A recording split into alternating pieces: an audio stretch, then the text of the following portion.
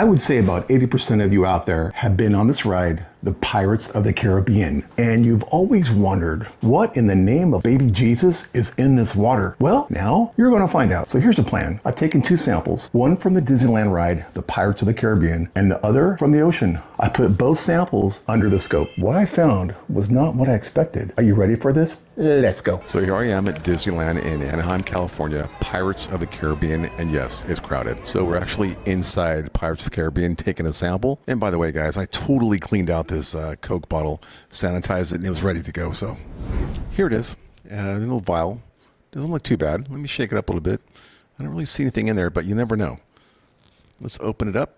And we'll put 1 drop right here. So this is Pirates of the Caribbean water at 40x. At first, it honestly just looks like nothing, just tiny specks floating around. But then I noticed this. There's this long strand just sitting there, which you obviously can't see with your own eyes. It's not moving or anything, so it's probably just some kind of fiber or debris. Still though, this is the same water people are riding around all day, every day. And you start realizing there's a lot more in it than you'd expect. And speaking of which, I'm going to zoom in at 400x right now, you guys, and this kind of really shocked me, but here it is. That thing right there is called a rotifer, and it's basically a tiny animal living in this water. And yeah, it's alive, you guys. At first, I thought it was just kind of drifting around, but it's actually doing something. It's not really hunting. It's more like a microscopic vacuum cleaner. It feeds on bacteria, algae, basically anything floating in the water. And if you look really close, it's actually grabbing onto stuff with its tail. That's called a foot. So it's not chasing food, it's anchoring itself and just pulling food in, which is honestly kind of lazy, but it's also efficient. And the way it moves is weird too.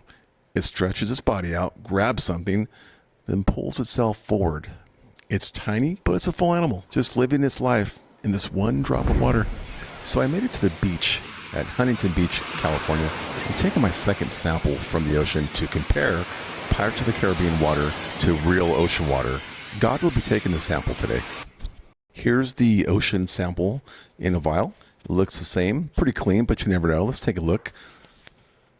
And a little cloudy, not too bad, but let me open it up and I'll take a sample and 1 drop on the slide. There we go. So this is ocean water at 40x, and honestly, there's not a lot of obvious movement here. You can see small particles and little clusters floating around, but nothing that clearly looks alive. Most of what lives in ocean water is actually way too small to see at this magnification. So even though it looks kind of empty, there's still a ton of microscopic life here. Those tiny branching clumping bits, they're most likely organic debris, algae fragments, or bacterial colonies clumped together. They look structured, but they're not clearly moving, so it's not obviously active organisms at the zoom. So same ocean water, but now we're at 100x. And yeah, you can already see a lot more. Those little clumps actually have more structure now. It's not just random specks anymore. There's still not a ton moving around, but you can tell there's way more in here than it looked like before. It's kind of weird, you know, but because this water looks totally clean in real life, but once you zoom in a little bit, you start to realize there's a lot going on in it. And the more you look at it, the more you start noticing little things you missed at first. Some of these tiny particles are actually drifting very slowly, and a few might even be moving on their own. It's still not super obvious, but it definitely doesn't feel as empty as it did at 40x. You start to realize this isn't just clean water. It's full of microscopic stuff. You just need to zoom in a little bit to actually see it. I'm going to bump this up to 400x, and you'll see a little bit more definition. Not much, but it's still there. Right there to the left, that's an air bubble on my prep slide cover slip. But again, there you go on the right. You see more crystals and a little bit more movement, but not much.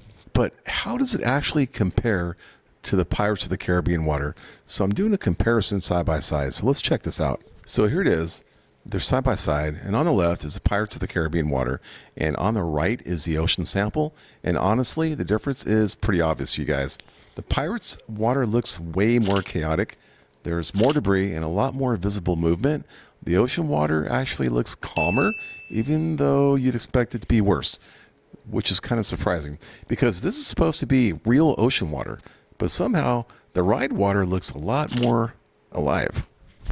After looking at all that under the microscope, I'm starting to understand why the pirates act the way they do. If I had to sail around in that nasty water all day, I'd probably be yelling at people too, and stealing their treasure as well. Honestly, that explains a lot. Arr, matey, don't forget to subscribe. Check out this video. It's about your favorite energy drink under the scope. You'll be surprised. Oh, you guys, I almost forgot. Be kind to one another. Shiver me timbers. Arr.